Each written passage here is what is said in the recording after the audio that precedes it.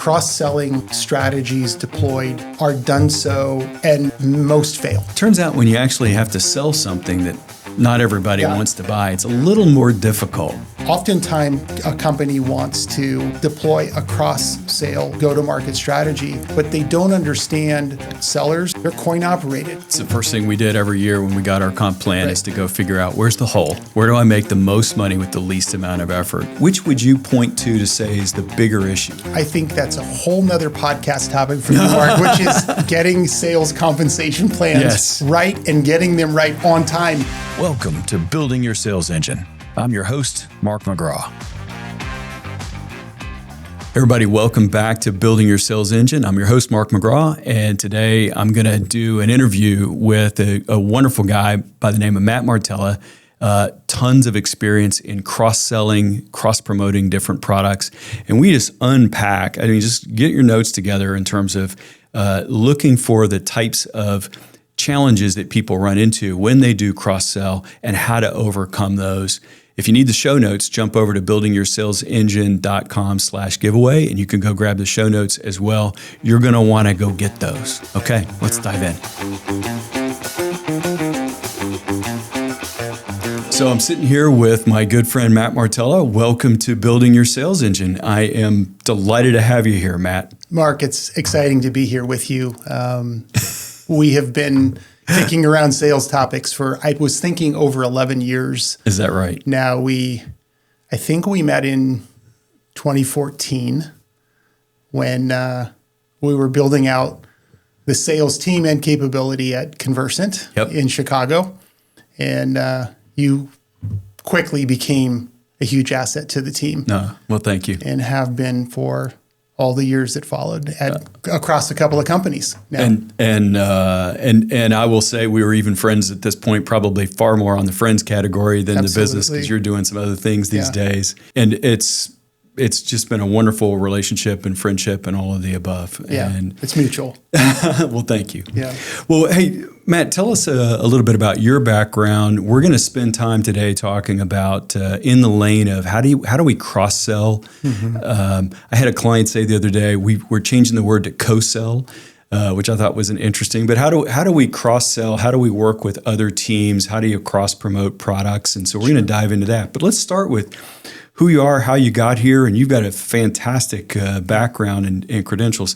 Walk us through that. Sure. Well, when we met, I was in the middle of building out a sales team in the advertising, digital media, ad tech space at Datomi Conversant. But I've spent over 30 years in my career either selling as an individual contributor, managing sales teams, or building out much larger teams. First in the Silicon Valley and the tech space for many, many years. And then the last about 15 years of my career was all spent in advertising, digital media, ad tech, martech across 3 companies. Just super excited to talk about cross-selling today because had a lot of experience in building the teams and building out go-to-market strategies. Of course, most recently we met when I was at Conversant, which is now Epsilon, part of Publicis. I was president of a division at Zeta Global, which is another successful digital media, ad tech, martech company out of Manhattan. And I was fortunate enough about 3 years ago to move on to my next chapter, which means I don't necessarily have to go to work every day.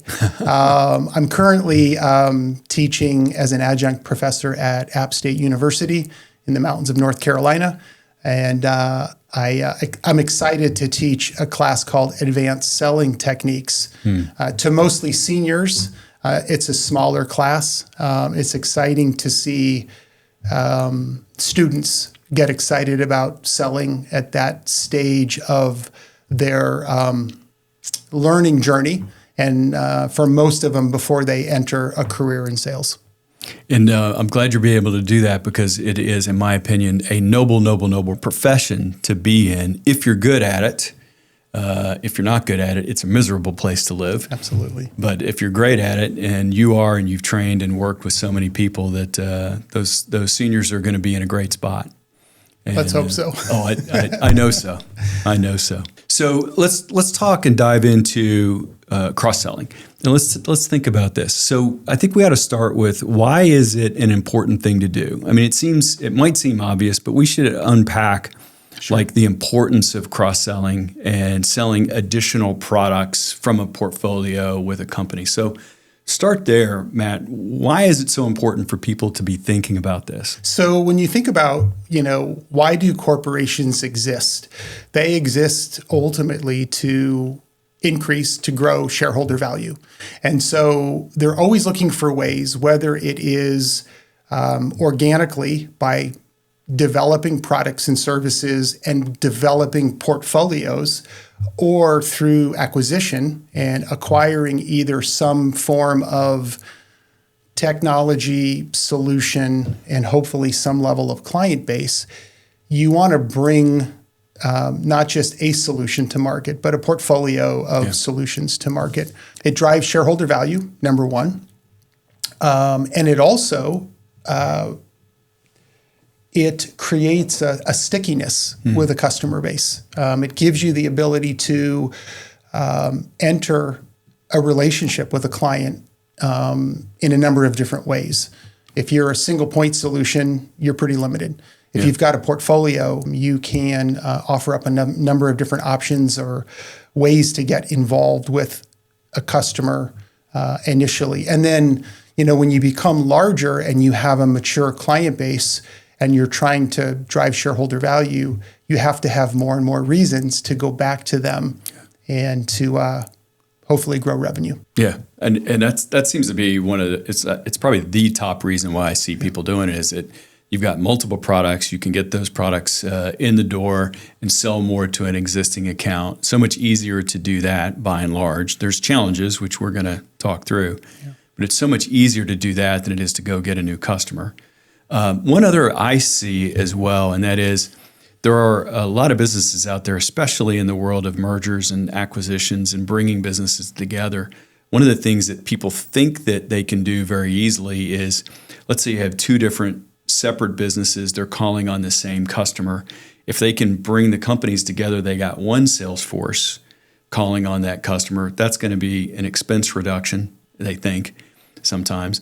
And so that's a reason too. But I'm with you. I think the stickiness factor is number one for doing that. Because if you have multiple products that you're selling into an account, just the retention rates go up. Yeah. I mean, when you think about it, and we're very familiar with, because technology surrounds us and we're all so reliant on technology, and you take a look at some of the better mature technology companies like Salesforce or Oracle or HubSpot or others like that, right? It's a portfolio approach. And the more modules you're using, the harder it is to uncouple. So it makes sense, but it makes sense across a number of different vertical markets. Yeah, and those are good examples that everybody can relate to. But no matter what you're selling, the more products you have in there, the more sticky you are, the more likely you are to keep the business. I remember years ago, my wife was in the banking industry, and they had a phrase in the bank called 5 to stay alive, which meant that if you got to the point where the bank sold you 5 of their products, you were better in a better position to keep the client long term and not have them stolen by another bank. Yeah, you're not going anywhere at that point, because the pain of change is far greater than you're going to be willing to go through. Yeah. And you see that with other products like insurance and bundling and all of the things that go on. It's such a big part of today's world. And largely in the B2B world, it's not always the easiest thing to do. And it on the surface, it looks easy that, well, we have a salesperson who's calling on an account. They can sell, they're selling product A. Let's have them sell product B and C. Right. What are some of the challenges that people run into when it comes time to cross-selling against different products into an account? Yes. So what I found is at the corporate strategic level, it's a no-brainer. I mean, what we've just discussed, who wouldn't want that, right? Who wouldn't want revenue growth, customer retention, right? That all sounds great. Cost of acquisition goes down. You've got, I mean, everything's going massive for you. efficiencies. Yes. And you can see, we've lived through a world of, and we even see it now with private equity companies buying up like businesses to create that effect.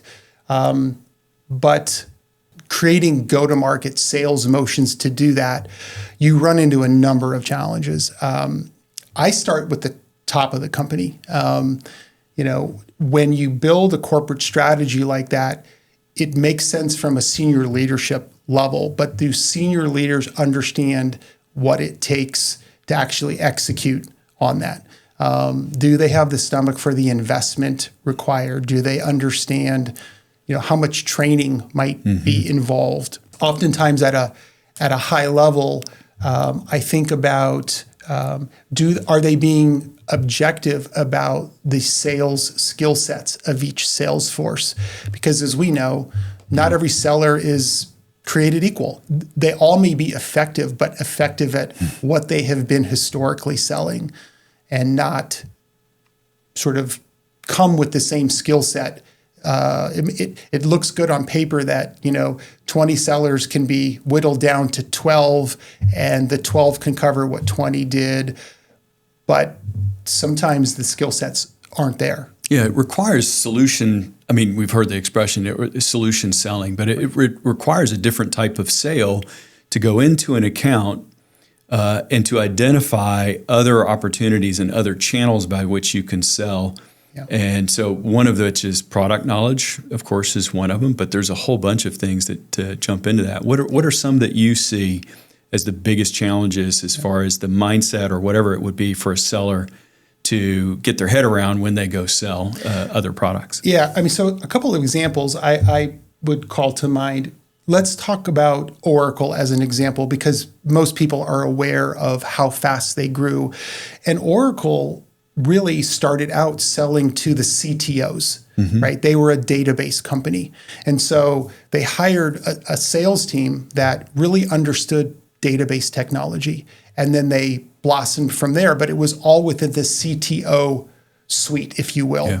And then they started to expand and said, well, look, if we're in the CTO suite, what if we ventured over to the chief marketing officer, right? So they either bought or built solutions for the marketing suite because they needed to expand. Well, as we know, the languages are very different, right? Being able to sell a database is very different than selling advertising or a CRM system. So one of the challenges is the audiences you're selling to. Another could be just simply the solution. So some of my background, I've run into sellers or sets of sellers that were experts at selling data solutions. Others were experts at selling enterprise software. Others were experts at selling advertising and digital media. And each of those comes with an area of expertise. And as we know, right, you need the repetitions. You need to understand, where the pain is. You need to understand how to overcome objections. And so when you take those three sets of solutions, they may intuitively look great on paper, but when you're asking someone to be an expert at all of those, it can fall apart. Yeah, and all three of those that you even just mentioned are all basically soft services of some variety. Right. And then I've seen organizations try to get a sales team to sell hardware and software, and there's a difference on that side too. Right. There's people that, I think, to your point about types of salespeople, which people should consider, they're really good at selling something that you can physically touch, but the thought of selling a service or software or data, they can't get their head around it. Another one that just popped in my mind, Matt, is the sales cycle. Some products have a short sales cycle. If you've got a sales force that's focused on a relatively short sales cycle, and then the complex stuff, the solution bundling, that could require a lot more patience, and not all salespeople have it, and or vice versa when other products are coming to market. Yeah, and then if we take a look at it from the seller's perspective, they're doing everything they can to become an expert on a particular solution set. Now you throw new training at them, and it can be overwhelming for them. They may just simply not have the capacity to toggle across a number of solutions. So then, one of the ways that often is bridged is with cross-sell experts or experts that can support the seller. But if you think about both, is the company providing the resources, the training, the investment to get a seller up to speed? And some of those sellers may have the capacity to do it. Many of them may not. Many of them may not want to. They just like the lane that they're in. That's right. And they don't want to represent a cross-sell portfolio. That leads us to another challenge, which is oftentimes a company wants to deploy a cross-sale go-to-market strategy, but they don't understand what we understand fundamentally is that sellers, and this isn't a bad thing, they're coin operated. Mm-hmm. So I often find that the corporate strategy wants one thing, but the sales compensation plan is not aligned with the corporate strategy. So as a seller, you're going to figure out pretty quickly where can you make the most money, and that's what you're going to sell. It's the first thing we did every year when we got our comp plan is to go figure out where's the hole. Right. Where do I make the most money with the least amount of effort? Yeah. And that's where a lot of people put their energy and thought. You just brought up compensation, which I think is one of the items that I see too. And I tell you, a big mistake I've seen people make over and over, Matt, as leaders, is they go into, we're going to cross-sell, and they go to their salespeople and they say, well, we'll figure out how to do the compensation with this. We haven't figured it out yet, but just go sell it and trust us that when you sell it, we'll have a plan in place for you. Right. I've seen this over and over and over. To your point, sellers are coin operated and they need to know what the plan is and what the benefit's going to be. And frankly, sometimes they won't even cross-sell even under that, but it certainly creates another barrier if there's not a really clear compensation plan for how someone's going to be compensated if they bring in another division or another product into the portfolio. I think that's a whole nother podcast topic for you, Mark, which is getting sales compensation plans right and getting them right on time when the year starts. Yeah. There's a lot of people listening to this right now that are cringing because it's June and they just got their plan we've all experienced that. We've all been there. Yeah, or the mid-year layer in of a cross-sell, but we haven't figured out, but we'll take care of you. Don't worry about it. We'll take care of you. Isn't that the truth? Right. I mean, I've heard it. I wouldn't even bring it up if it doesn't happen so often that it needs to be called out as something that you have to have in place. Sure.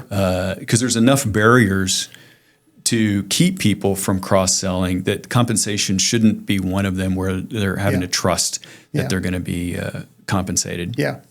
And look, I mean, sellers aren't doing their job for free. They're doing it because while they understand there's a lot of responsibility to carry a number every year, there's a lot of reward for hitting your number every year. So they're obviously taking that very seriously.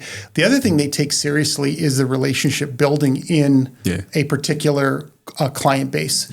And, some organizations set it up where, they have new business sellers and it hands off to growth sellers. And some organize it where a seller can take it from the initial proof of concept and they continue to manage the relationship.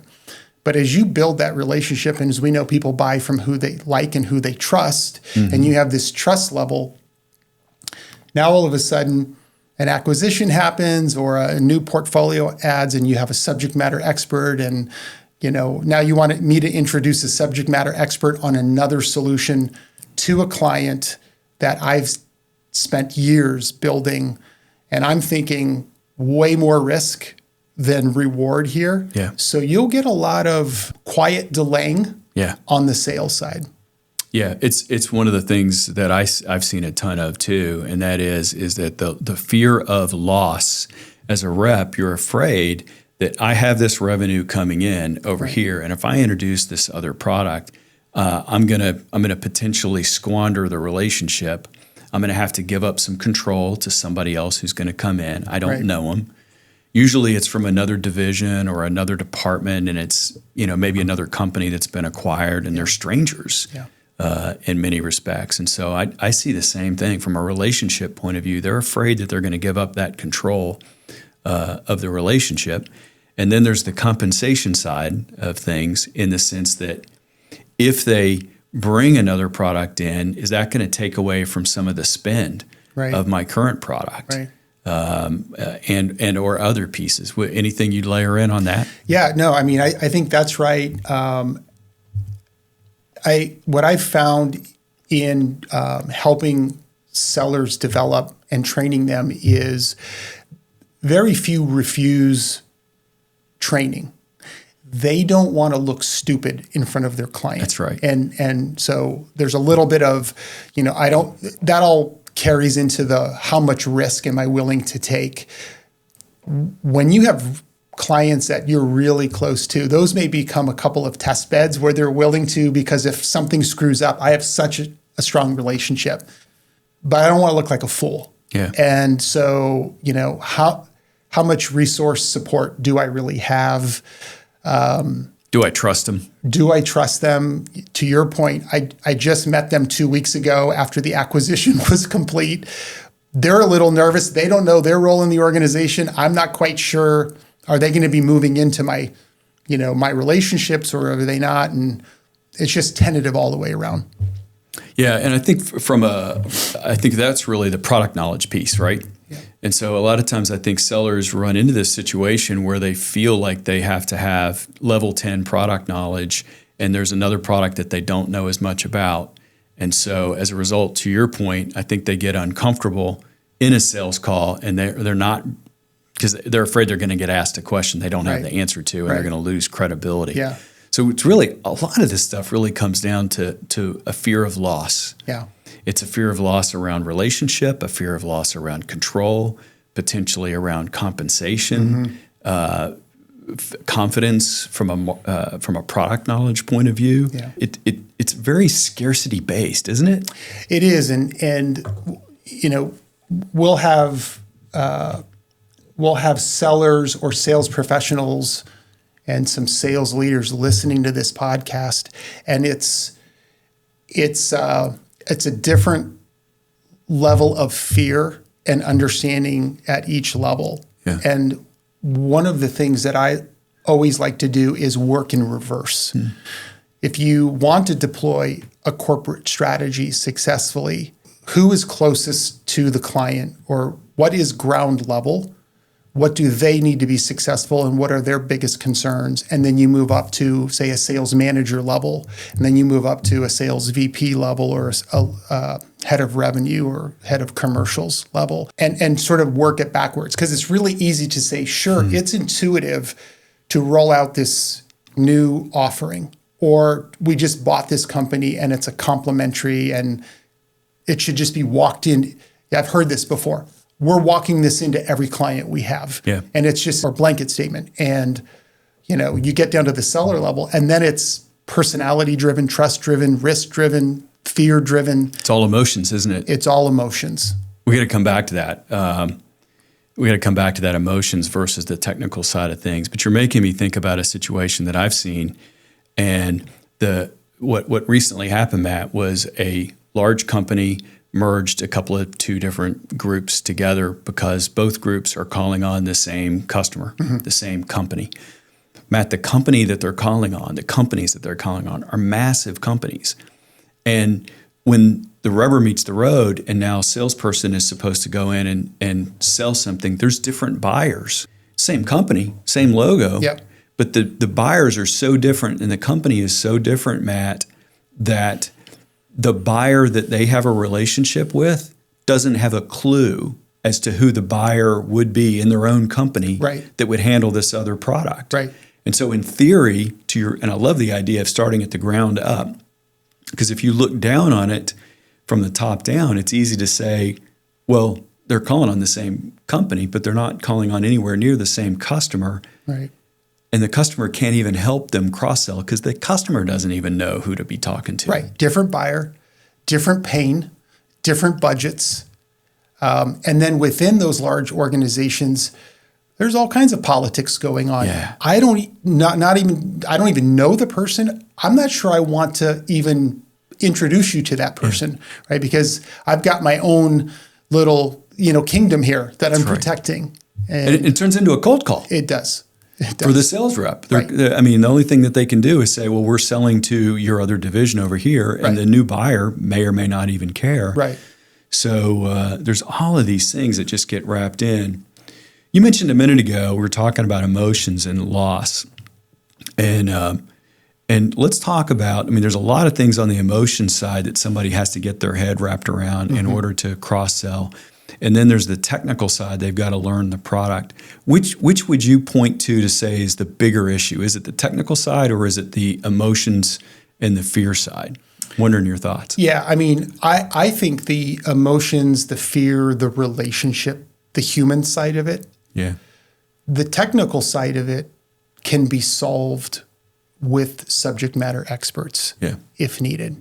You can apply key resources to solve for that. But navigating an organization, navigating personalities, leveraging the relationship and the trust that you've built, working through a seller's fear of loss or fear of risk or fear of not being compensated fairly or fear of losing control of the account. One of the things we haven't talked about is what happens if the new solution is sold in and that becomes a bigger thing than what I have, and are they going to split my territory up? Are they going to take a client away from me? And then do I lose the relationship? Do I lose the compensation? And so these are all the unspoken nuances that go on. And I think you're spot on with the fact that they are unspoken. And I would agree with you from my observations too, that the issue is more on the mindset and fear and scarcity than it is on product knowledge, although product knowledge has a respectful position inside of there. Right. And yet it seems to me that the first thing that sales leaders end up doing is let's go to product training. Let's get everybody product trained. Yeah. And yet that's not really where you and I are seeing the core issue really lying. Right. As we think about what solutions that someone might want to put into practice, what are some of the things that you think that a sales leader needs to think about, especially knowing that that it's more of a mindset thing than it is a product knowledge thing? Yeah, I think about what we tend to do with a cross-selling strategy is see in our own mind as a senior leadership team how intuitive the cross-sell concept appears to us. It's obvious, right? It seems obvious. And then we make the assumption it's going to be obvious to the client. Yeah. But as we know, when we sales train, we want to do a lot of discovery. We want to ask a lot of questions. We want the client to tell us what's important to them. And oftentimes we don't go forward before we deploy a strategy. We don't identify some beta clients or some friendly clients and ask them, what do they think about this new addition to the portfolio? Is it intuitive to them? Does it solve a problem for them? Do they have incremental budget for them? And then take that feedback from the client to help deploy our strategy. We always talk about listen to the client, but oftentimes we'll roll out a new corporate strategy and expect sellers to bring it out there without first listening to the client. Yeah. And so that's a great idea for someone, is to make sure that they are going to those clients ahead of time and running the beta with them, or at least going, hey, we're thinking about offering this as a product. What if we did, would that be of interest to you? Is it something, we haven't made the full decision, but we want to get your input on it before we do it. Right.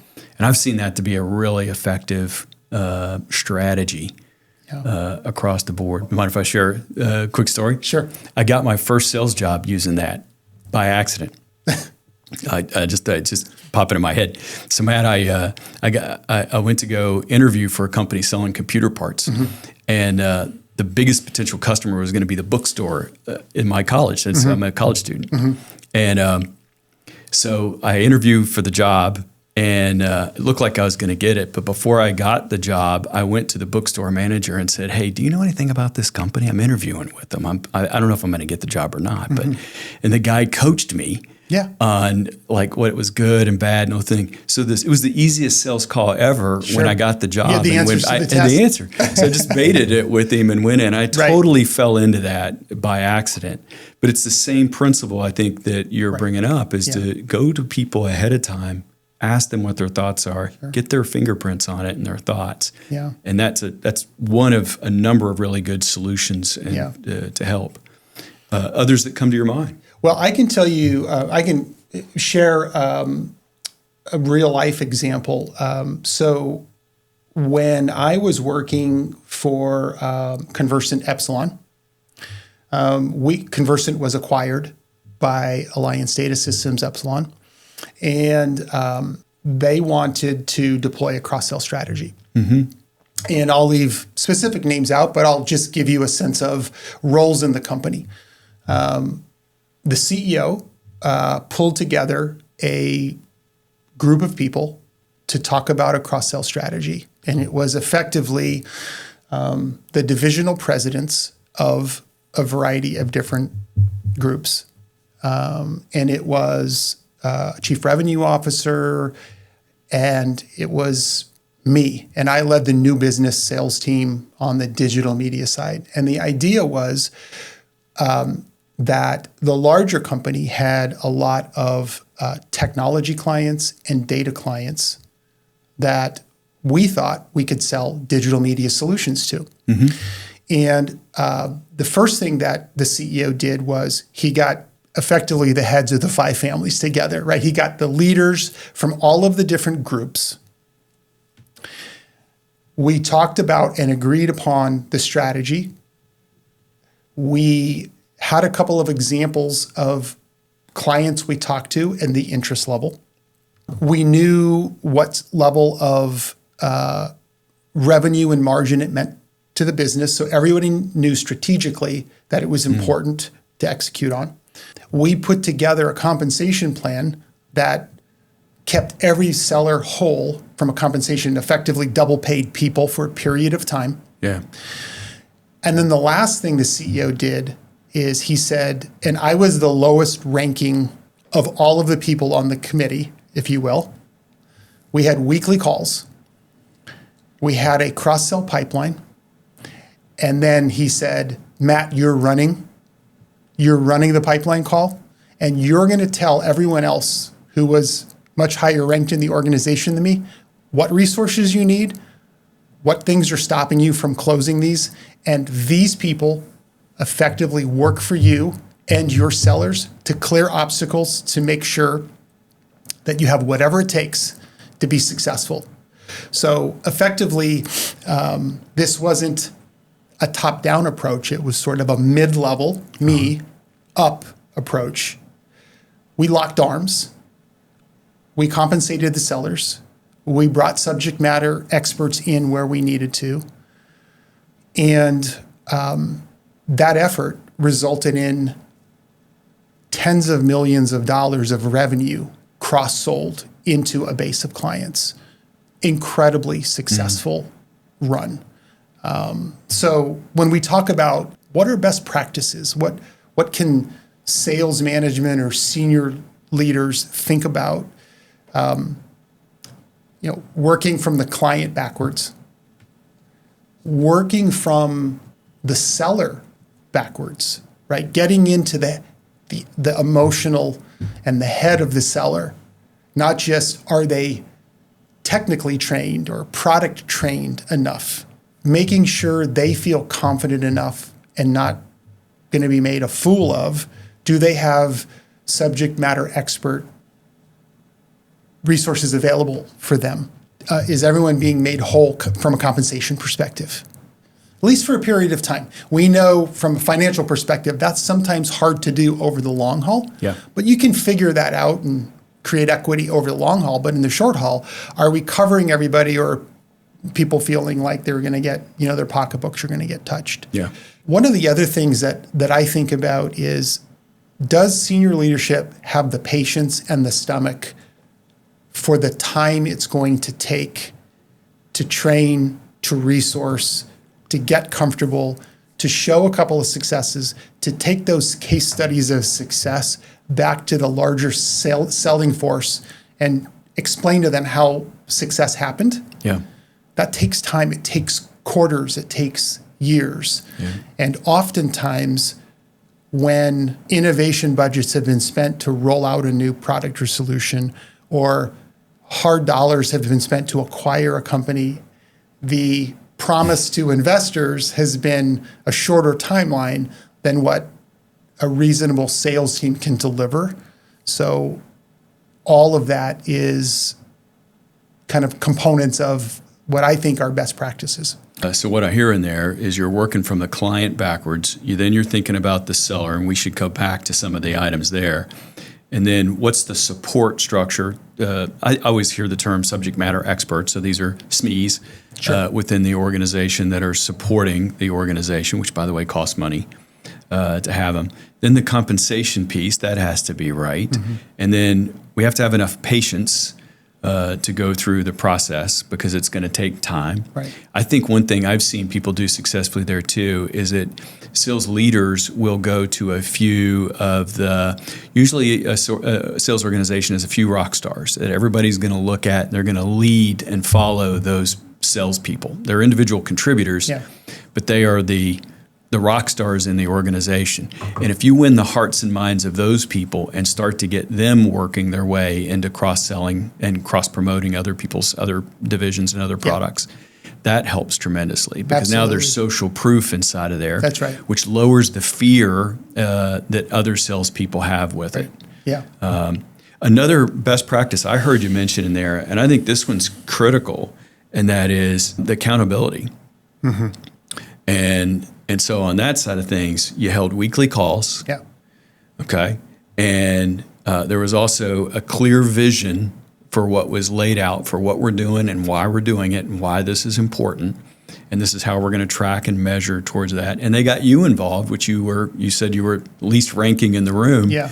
And so we're getting all levels of the organization tied into that. There's like 10 best practices in there, what you just unpacked. Yeah. And, the confidence you get when you have senior leadership, not just buy-in, but involvement.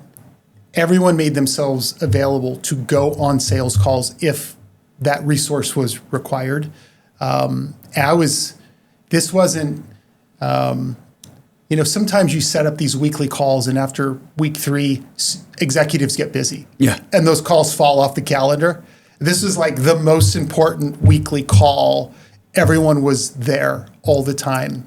And Matt, what were some of the key topics that you guys covered? I mean, what were some of the key things that were brought up in those weekly meetings? So which clients would be best fits to go talk to? Target list. Target list.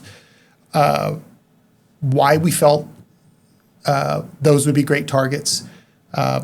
What resources would be key? Mm-hmm. What kind of relationship did we have? How long were they clients of the company? Which solutions were already deployed there?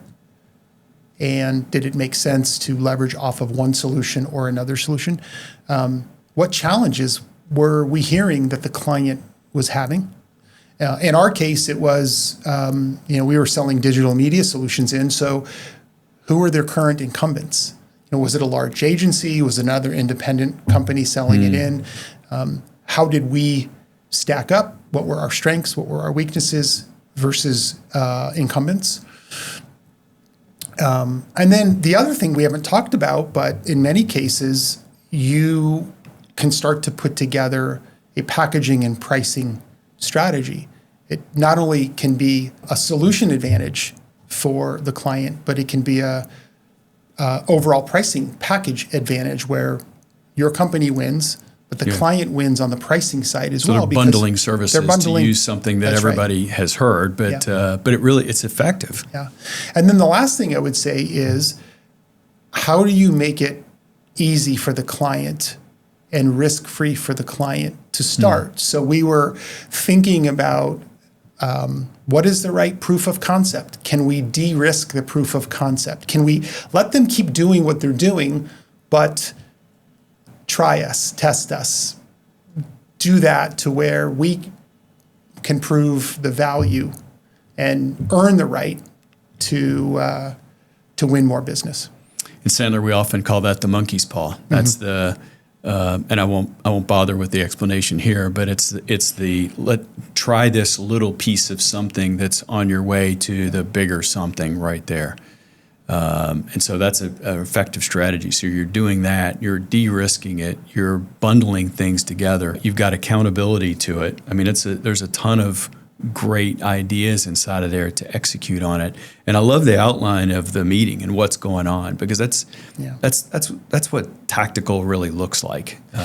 We were talking about the emotional challenges at the seller level, the fear, the risk, the scarcity concerns.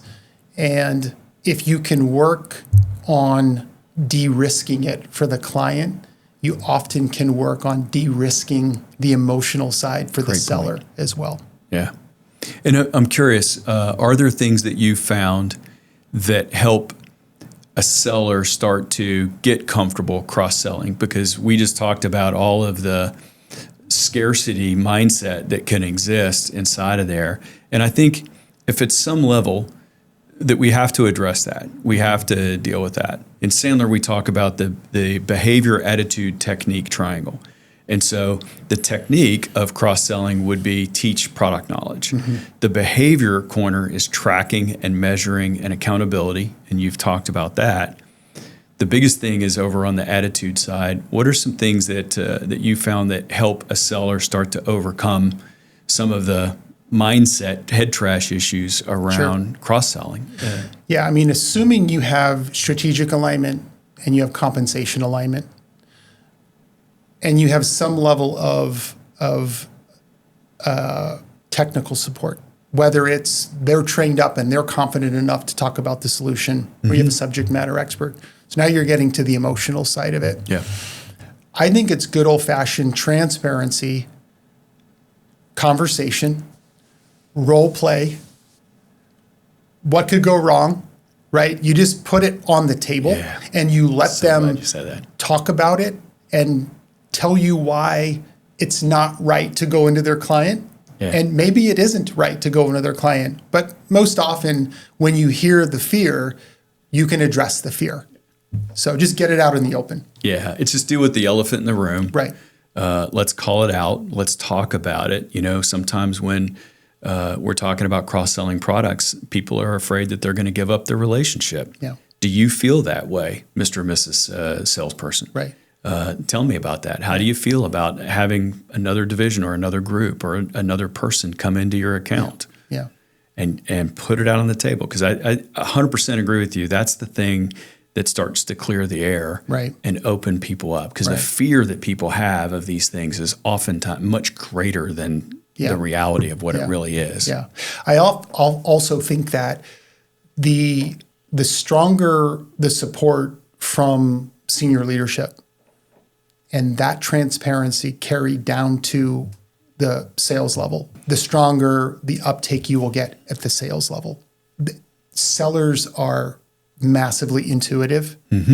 They know when they feel supported and when they aren't, and when they're scared or they're concerned that they're going to stick their relationship neck out there, but they're not quite sure if a delivery is going to happen. And, you know, we haven't talked about that, but in some cases, fear of a new solution being delivered effectively. So if you have a solution that isn't just sort of, you just turn it on and it works, but it has... what does in our world. Exactly. The ability to take the sellers through the new offering. Hey, this is how it works. This is how we deliver it. These are the resources that are going to deliver it. This is the time frame it's going to be delivered in, right? Because the key to life, sales and life, is managing expectations. And if the seller's expectations are managed correctly, they can manage the client's expectations effectively as well. Yeah, it's such a good point on that front as well. Man, there's so many pieces to this, isn't it? I mean, it's no wonder why a lot of these things don't go well. And you're alluding, to something that A lot of times when these new products are being sold in, they're new products. Right. They're untested, unproven. Not always the case. Sometimes it's Right. a merger, but there's a lot of emotions. And I think, I heard you say this earlier, that sales leadership focuses, I think, too much on the product side of things and not enough on the emotions and the fears that people face. Right. And if we call that out, we got a much better chance of success. Yeah. And you said something I think super key that everybody should pay attention to, and that's patience. Because I think a lot of reps, when they hear about cross-selling and a new initiative and all this, a little voice in their back of their head is saying, this too shall pass. And if I just keep my head low long enough, Yeah. this is not going to be an issue. Yeah. And I don't want to be the guinea pig. Yeah. Right. I'll let someone else take the hit. They'll have the client that the solution fails for. I'll go second or I'll go fifth. Right. But yeah, I mean, I find patience, that's just broadly a sales team challenge or a new seller challenge, right? We often hear, bit off topic, but similar to cross-selling, because it's just the next version of it with a seller, right? New seller starts, how fast should they be trained up? How fast should they build a pipeline? How fast should they close their first deal? How fast should they close 5 deals, right? And twice as much money, twice as much time, always. But the corporate level, the senior level doesn't want to hear that, right? Because they're working corporate efficiency and investors and Wall Street, and this just takes time. But if you build the right foundation, I think the returns are better in the long run. It's a great strategy once you get through the pain of change for a sales organization. Yeah. It really makes a lot of sense. It has connectivity issues to it. There's just so many benefits to cross-selling. But I think leaders have to get out of the way of just focusing on the technology piece of it and product knowledge and get into the minds of the sellers and de-risk. I love that expression on so many different levels. I think with one piece that you mentioned earlier, with accountability. Yeah. It's always with accountability. We're not running a nonprofit here, right? In most cases, you're trying to drive shareholder. The reason you're doing this, you're making the acquisition, you're investing in another piece of the portfolio for a solution, is you're trying to raise and grow revenues and grow profits, right? So sellers need to feel that they're supported, but they also need to understand that they have a role to play in the organization, and they will be held accountable for that as well. And there's weekly backup to that. I mean, I think that it's back to behavior, attitudes, and techniques. Right. And if we're figuring out what goes on in each one of those for cross-selling. Matt, I'll throw one other, I guess this would fall into the category of technique. And then we'll put a bow on this together. It's a technique I've seen some people use very effectively, and that's storytelling when it comes to launching new products. Because at some point, what seems to happen is we get a portfolio of things, and now we have an ecosystem. And if a seller starts by going through all of the products that you have available, customers' eyes roll in the back of their head. Right. But if you can turn that into a story of saying, hey, there's, a lot of times people struggle with this, and this is an issue that goes on, and you tell stories around maybe 3 or 4 pillars of a series of solutions, and then let the customer pick which one they have the biggest challenge with, rather than trying to force product C on them. Right. Let them choose from a list of issues that these different solutions fix. Yeah. And then they're going to guide you to something. So I've found storytelling is a really valuable, we call it an edu-sell, which is a great process for sellers to go learn, to go use. Sure. I love that. I'm a big fan of storytelling.